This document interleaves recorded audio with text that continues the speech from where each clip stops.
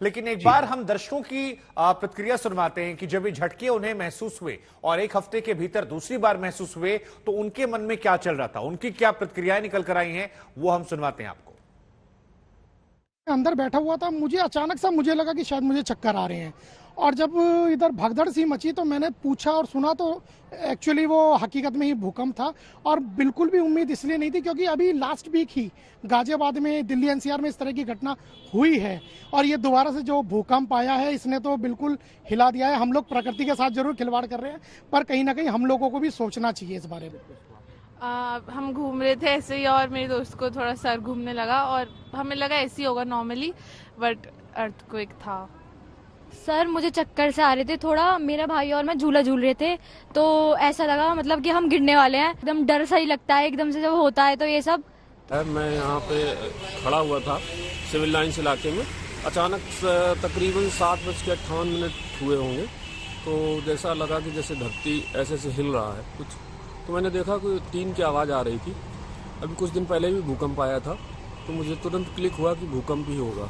और आज शाम को हम लोग बैठे थे अभी लगभग 8 बजे के आसपास, तो हल्के से भूकंप के झटके महसूस हुए। हम लोग गेस्ट हाउस में बैठे थे सभी लोग, तो देखा कि हल्का सा पंखा भी हिल रहा था, तो बहुत माइनर से क्या कहते हैं झटके थे। तो बाहर आ गए एकदम?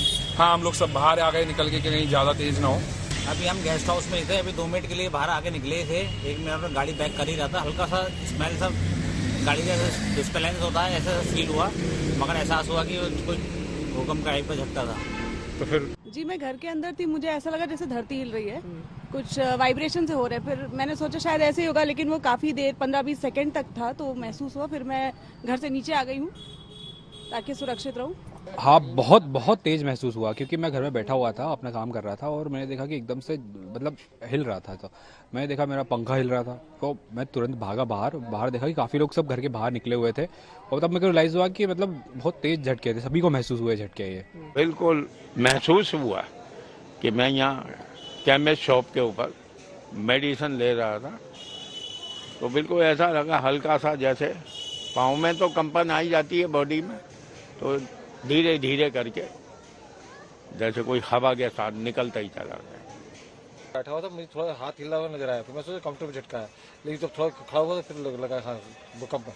तो बोला नहीं क्योंकि मैं लड़के पे मजा उड़ाएंगे, 2 दिन तो आए फिर तो आ जाएंगे, तो लगा था भूकंप लगा था।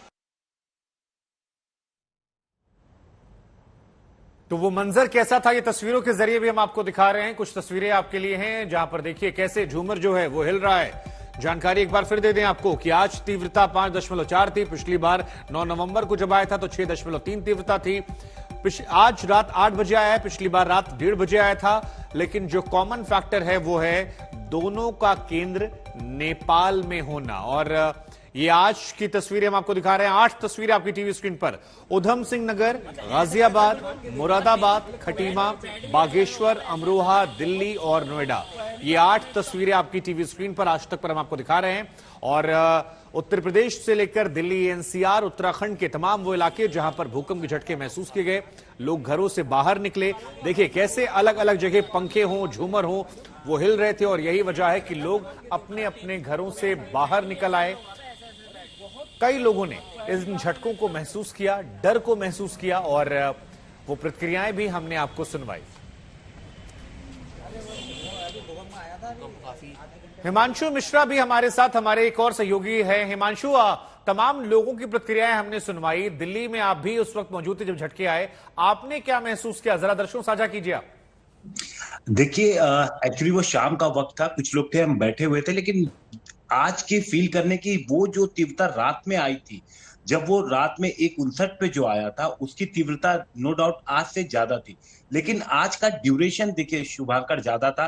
पिछली बार जब भूकंप आया था तो उसका जो ड्यूरेशन था वो मुश्किल से 12 से 15 सेकंड के आसपास था, लेकिन आज का जो ड्यूरेशन था वो 54 सेकंड के आसपास था। स्लो होने के बावजूद भी चूंकि ड्यूरेशन ज्यादा लंबा था इसलिए वो फील हुआ और लगभग जो आसपास सभी लोग थे सभी ने उसको फील किया।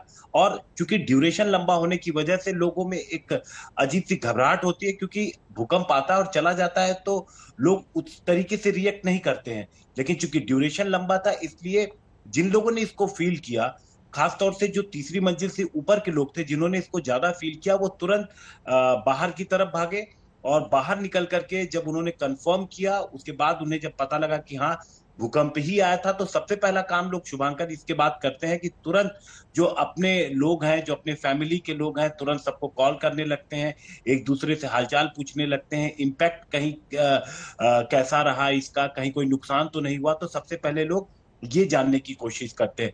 लेकिन देखिए यहाँ पर दोनों बार गनीमत ये रही कि डेप्थ 10 किलोमीटर रही और रीजन नेपाल था, इसलिए इसका कोई भी नुकसान यहाँ पर न पिछली बार हमें देखने को मिला, न इस बार देखने को मिला। हाँ, फील जरूर लोगों ने किया, लेकिन जैसा कि एक्सपर्ट कह रहे हैं कि इनसे पैनिक में आने की जरूरत नहीं है।